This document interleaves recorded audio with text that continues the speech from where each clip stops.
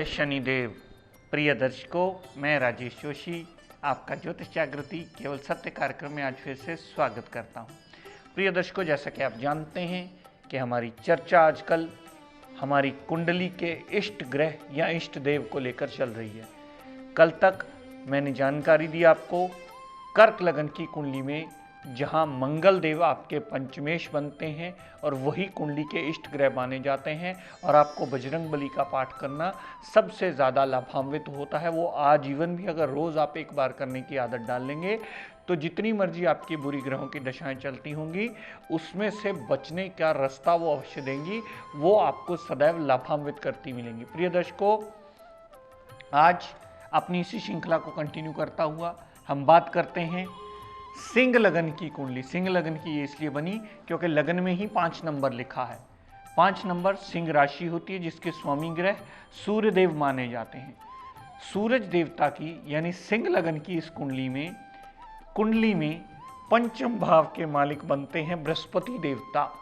पंचम भाव संतान का, पंचम भाव पेट का, लव रोमांस का, अनसर्टेन गेन्स का, लॉटरी सट्टे जुए में होने वाले लाभ का, पंचम भाव आपके माइंड का, मेमोरी का, विल पावर का। और बृहस्पति को 8वें भाव का मालिक बनाया सूर्यदेव ने। 8वां भाव मृत्यु, ऑब्स्टेकल, टेंशन, डिप्रेशन, एंजाइटी, बिना कारण का काम देरी होना, डिले होना, हाउस ऑफ परमानेंट लॉस भी कहा जाता है। ससुराल पक्ष का भी ये लॉस घर माना जाता है। तो 8वां भाव बृहस्पति को मिला और पंचम भाव बृहस्पति को मिला। तो पंचम भाव कुंडली का मूल त्रिकोण भाव माना जाता है, इसलिए इसकी वजह से उसे अष्टम भाव का स्वामी होने का दोष नहीं लगता। तो बृहस्पति देवता सिंह लगन की कुंडली में एक योग कारक ग्रह माना जाता है क्योंकि वो पंचमेश है, पंचमें भाव का स्वामी है। तो प्रिय दर्शकों, सिंह लगन की कुंडली वाले जातक आज नोट कर लें, उनका इष्ट स्वामी ग्रह जो बनता है वो बृहस्पति देवता बनता है क्योंकि सिंह लगन की कुंडली में पंचम भाव का स्वामी गुरु माना जाता है, बृहस्पति देवता माना जाता है। तो सिंह लगन वाले सभी जातक अगर अपने गुरु को नित्य नियम से प्रणाम करने की आदत डाल लें, कभी भी सिंह लगन वाले जातकों को स्पेशली ये निवेदन किया जाता है कि आप अपने गुरु की कभी निंदा चुगली ना करें, गुरु को कभी बुरा भला ना कहें, गुरु को के लिए कभी भी अपने मुख से अपशब्द इस्तेमाल ना करें ताकि आपका इष्ट देवता बिगड़े, जिसकी वजह से आपको रिजल्ट नेगेटिव मिले। तो इस लगन के जातकों के लिए पंचम भाव का स्वामी बृहस्पति होता है और वही आपका इष्ट देव माना जाता है, बृहस्पति देवता।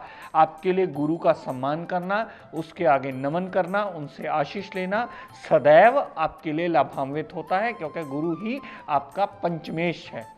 तो प्रिय दर्शकों, आइए जानकारी देता हूं विभिन्न भावों में कैसा कैसा रिजल्ट गुरु अपनी दशा अंतरदशा में जातक को देता है। लेकिन प्रिय दर्शकों, ये बात याद दिलवा दूं आपको, वो उतने प्रतिशत ही रिजल्ट देगा जितने प्रतिशत कुंडली में डिग्री वाइज उसका बलाबल लिखा गया होगा। क्योंकि मेरे कई बार रिजल्ट इंटरप्रेट करने से आपकी बात मैच नहीं करती, तो फिर मैं जब पूछता हूं कि आपका ग्रह कितने प्रतिशत बल लेकर के बैठा है, तो उस बल में बहुत, मान लीजिए बृहस्पति कहीं बैठा हो 0 डिग्री, 29 डिग्री अस्त अवस्था में बैठा हो, तो कोई भी रिजल्ट देने में वो सक्षम नहीं होगा। तो रिजल्ट कितने प्रतिशत मिलेंगे ये आपको अपनी कुंडली देखकर स्वयं तय करना है। अगर स्वयं पहली दूसरी बार ना तय कर पाए तो किसी विद्वान की मदद ले लें और ये जान लें कि आपका बृहस्पति सही कितने प्रतिशत आपको अपनी दशांतरा में रिजल्ट देने वाला है। लेकिन सिंह लगन वाले आज नोट कर लें कि उनका स्वामी ग्रह बृहस्पति बनता है। सिंह लगन में पंचमेश बृहस्पति देवता बनता है। सिंह लगन का स्वामी सूरज देवता है, लेकिन उनका इष्ट देवता ग्रह जो है वो बृहस्पति देव माना जाता है। सदा उसकी पूजा उपासना करना अपने गुरुदेव की सदैव उनके लिए लाभान्वित होती है। तो प्रिय दर्शकों, अगर बृहस्पति देव लगन में ही पड़े हैं, अगर बृहस्पति देवता लगन में ही पड़े होंगे तो जातक को बहुत ज्यादा सूझवान पर्सनैलिटी बना देंगे। यहां बृहस्पति देव को एक दिशा बल भी मिलता है।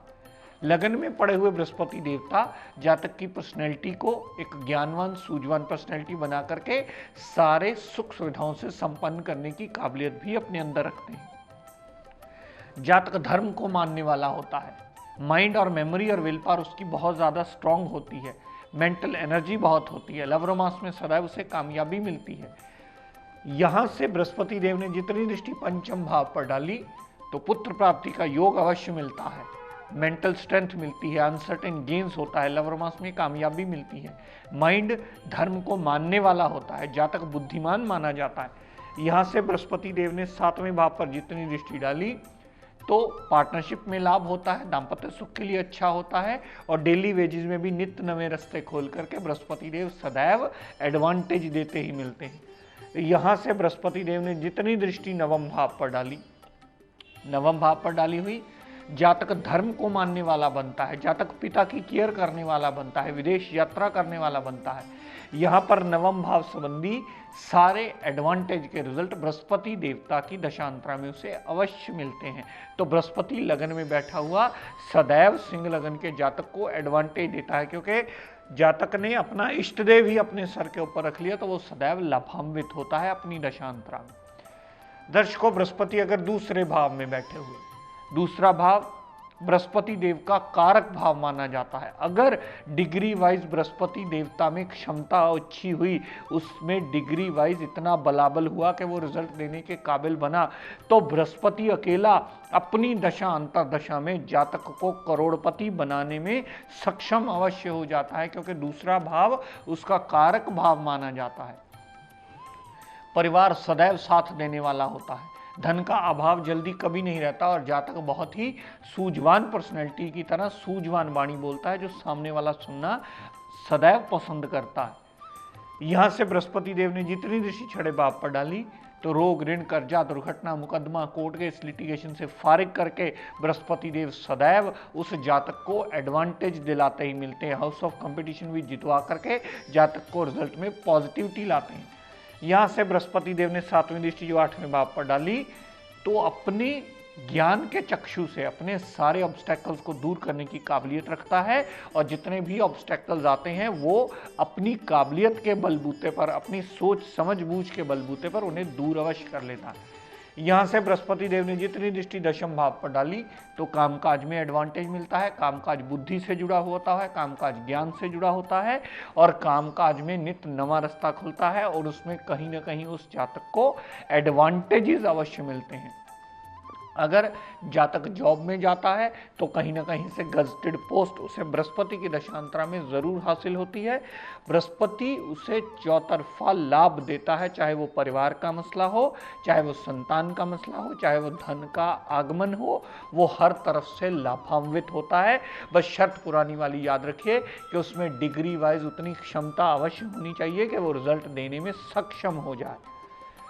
दर्शकों, बात करते हैं अगर बृहस्पति देवता तीसरे भाव में पड़े हुए, क्योंकि बृहस्पति इस लगन कुंडली के पंचमेश हैं और एक योग कारक ग्रह माने जाते हैं। तीसरे भाव में पड़े होने से वो तीसरे भाव को ही एक्टिवेट कर देते हैं। तीसरे भाव को एक्टिवेशन में लाने से मेहनत बढ़ती है, छोटे भाई बहन से सपोर्ट मिलती है, छोटी मोटी अगर यात्राएं होती हैं तो वो बहुत ज़्यादा लाभान्वित नहीं होती, ज़्यादा ज़रूरत से हार्डवर्क उसे करना पड़ता है।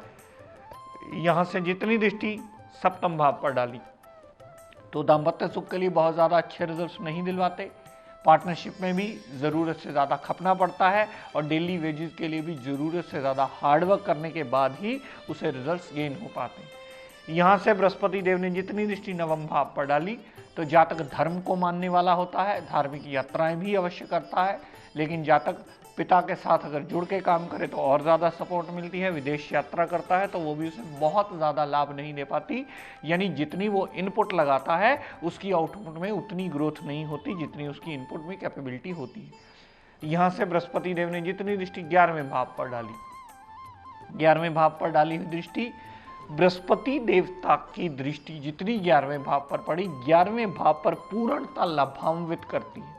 मेहनत के बाद उसे धन अर्जित होता है, बड़े भाई बहन से पूर्ण सपोर्ट मिलती है और अगर छोटी मोटी यात्राएं होती हैं तो छोटी मोटी यात्राएं करने के बाद ही कहीं ना कहीं से उसे धन अर्जित हो पाता है। तो दर्शकों, अगर बृहस्पति देव कुंडली के चौथे भाव में पड़े हुए, चौथे भाव में पड़े होने से माता के लिए अच्छा, गाड़ी, भूमि, वाहन, मकान बनाने के लिए अच्छा। जिस भी जातक का मकान बनने वाला हुआ, अगर चौथे भाव में बृहस्पति पड़ा होगा जो कुंडली का योग कारक ग्रह है, अगर उसमें डिग्री वाइज बलाबल भी हुआ तो चौथे भाव में पड़ी हुई उसकी दशांतरा जब भी चलेगी, मकान बनाने में, गाड़ी लेने में, माता से रिलेशंस को मधुर करने में, माता की केयर करने वाला होगा जातक, वो सदैव चौतरफा लाभ मिलेगा। चौथे भाव संबंधी सारे एडवांटेज जातक को बृहस्पति की दशांतरा में अवश्य मिलेंगे। यहां से बृहस्पति देव ने जितनी दृष्टि 8वें भाव पर डाली, 8वें भाव पर डालने से अपनी मेहनत से, अपनी बुद्धि बल से, अपने बाहुबल से, अपने हार्डवर्क से सारे के सारे अष्टम भाव संबंधी जितने ऑब्स्टेकल्स होगा वो दूर करने की काबिलियत अपने अंदर वो जातक जरूर डेवलप कर लेता है। यहां से बृहस्पति देव ने जितनी दृष्टि दशम भाव पर डाली तो कामकाज बुद्धि से जुड़ा होगा, कामकाज ज्ञान से जुड़ा होगा। इसमें टीचिंग्स भी आती हैं, लॉयर भी आते हैं, सीए भी आते हैं। ऐसा ज्ञान जो आपने अपनी ज़िंदगी में अर्जित किया, अगर प्रोफेशन उसी के कंटेंट में आप करते हैं तो सदैव आपको बृहस्पति देवता लाभान्वित करेंगे अपनी दशांतरा में और आपको चौतरफा लाभ आपके कामकाज में अवश्य दिलवाते हैं। यहाँ से बृहस्पति देव ने जितनी दृष्टि 12वें भाव पर डाली, विदेश से लाभ होने का योग बनता है। विदेश से लाभ होने के साथ साथ अस्पताल का खर्चा बंद होने का योग बनता है, क्योंकि 12वें भाव संबंधी भी आपको पूर्णतः पॉजिटिव रिजल्ट मिलेंगे। इंपोर्ट एक्सपोर्ट का काम होगा, उससे भी आपको लाभ मिलेगा। तो जातक को कहीं ना कहीं से लाभान्वित अवश्य करती है 12वें भाव पर डाली हुई भी बृहस्पति देव की दृष्टि। तो बृहस्पति देव प्रिय दर्शकों वही हैं, लेकिन हाउस टू हाउस उनकी प्लेसमेंट के हिसाब से और डिग्री वाइज कैपेबिलिटी के हिसाब से आप तय कीजिएगा कि आपको कितने प्रतिशत रिजल्ट मिलने वाले हैं। अगर चौथे भाव में पड़ा हुआ मैं कह दूं कि आपका बृहस्पति देव की दशांतरा में मकान बनने का योग है, लेकिन आपका बृहस्पति पड़ा ही 0 डिग्री हो या पड़ा ही 29 डिग्री हो या पड़ा ही अस्त अवस्था में हो, तो ये कंडीशन पूरी तरह लागू नहीं होगी। इस बात को आप अपनी कुंडली देखकर स्वयं समझ लीजिए।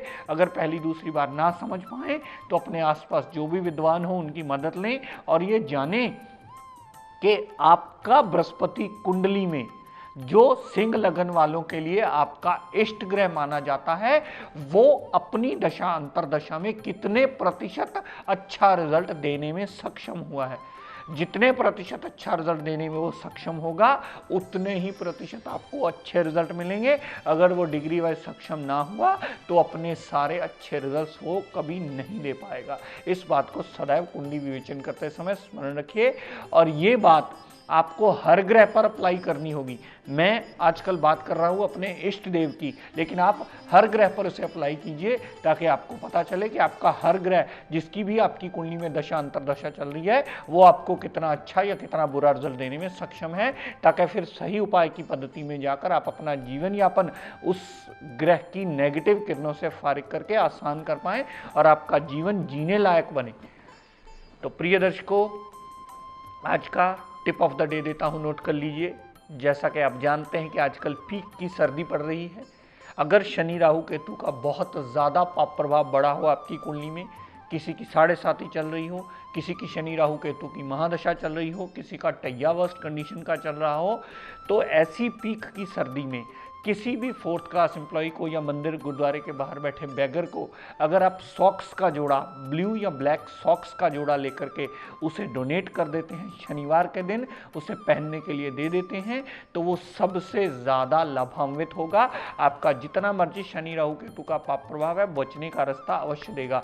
अगर आप इससे ज़्यादा आपकी यथाशक्ति है अफोर्ड कर सकें तो उसे एक ब्लैंकेट भी लेके दे दें ताकि आपका राहु शनि केतु का पाप प्रभाव खत्म होकर के आपका जीवन यापन आसान करने में मददगार सिद्ध हो। प्रिय दर्शकों, आज अपनी वाणी को यही विराम देता हुआ हम सब के लिए मंगल कामना करता हुआ शनिदेव से ये प्रार्थना करता हूँ कि हे शनिदेव हम सब पर अपनी कृपा दृष्टि दया दृष्टि सदैव बनाए रखें। जय शनिदेव।